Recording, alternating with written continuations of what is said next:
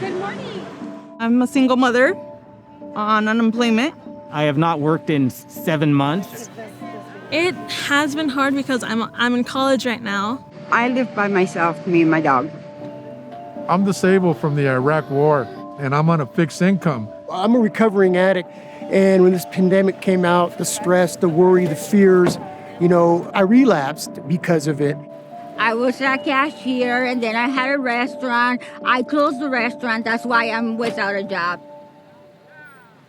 Early in the pandemic, many Americans relied on federal relief money, but funding has dried up, and 7 months later, Congress still hasn't agreed on another stimulus package and won't meet again until after the election. Meanwhile, COVID-19 could leave a staggering 54 million Americans food insecure. That's according to Feeding America, an organization that oversees a network of food banks and says it's distributed over 4 billion meals since March. The group says there hasn't been this kind of demand since the Great Recession. We visited food banks in California, Nevada, and Mississippi. We have already an impoverished community from the start before the virus. And it's even worse now with a lot of people losing their jobs. We really rely on the food banks. This is my first time. I haven't seen any around here. This is the first time I've ever been to a food drive like this, yes. The hard thing sometimes for a human being like me is to accept that I'm poor. I'm poor. Nos descansaron según reestructura de la compañía y nos dieron layoff. Tenía 20 years. As soon as the COVID started, our company just had to shut down completely. I officiate sports, so I've been affected. I have no income.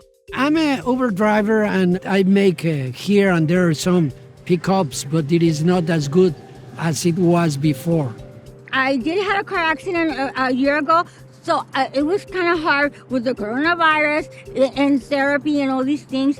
So the stress and anxiety really wasn't helping. I am diabetic. I am hypertensive. I don't visit my daughter and my grandkids, as often as I would love. So COVID-19 has definitely put a strain on my life as it once was. I take care of an elderly father, and he's 80 years old. I'm scared that, anywhere I go, I might come back and give it to my dad. We was all kind of skeptical until, we had some actual family members that died from it, and we wasn't able to go to the funerals or, which was really sad.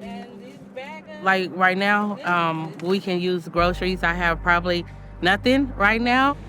It's been hard, we finally getting back on our feet. We were down because of the pandemic, really put effect on finances. I'm pretty sure I'm speaking for a lot of hundreds and thousands of people out there that they probably never thought, that they would be in a situation like this. No shame in accepting a little help. We all need a little help sometime. I mean, if you need something, then, if you don't get up and ask for it or go get it, then it's their loss. And I know some people are that way, like, oh no, I'm embarrassed to do that. Well, if you're hungry, you're not going to be embarrassed.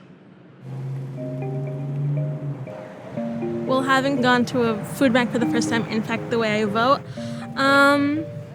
Not really, because even though people don't really like our current candidates, we have to vote for who we think is best for our country. No, it's not going to affect the way I vote. I'm going for Trump because I believe that he wants the best for America. I think we need a change because this so-called thing, Make America Great Again, is not working. The future is hard. I hope we overcome this. Everything comes back to normal. The kids go back to school, and I hope I could find a job and everything's just safer. I'm frustrated about a lot of things right now. This pandemic has definitely put a strain on a lot of people's lives, and therefore these food drives are very, very necessary to help feed their families.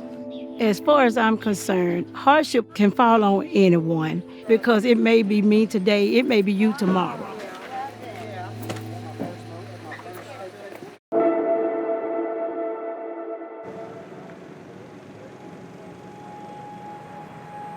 Today was one of our busiest yet at this location. We definitely broke a record. We saw 300 families approximately, and it was a really, really great event today. Well, since the pandemic, yes, we have been having way more food drives to help our citizens to obtain fresh food and vegetables. We were doing it like at least once a month, and now it's just on call basis. So we just received a call about the one that we had today, and we hadn't had one in about a couple of weeks or so. There you go. Thank you. Because we're a smaller community, I feel that we have that mentality of a neighbor helping a neighbor. And so when we have these type of drives, which we had today, I think that our citizens are grateful for any services, any help that we can give.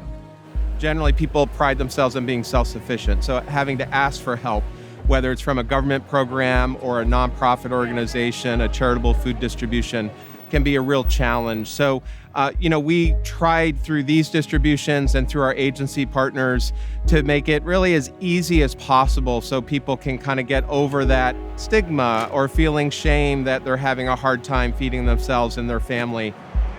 As we move forward, I don't think our numbers are going to be decreasing anytime soon. We are just getting ready and prepared to keep seeing and serving more families and providing more resources to them.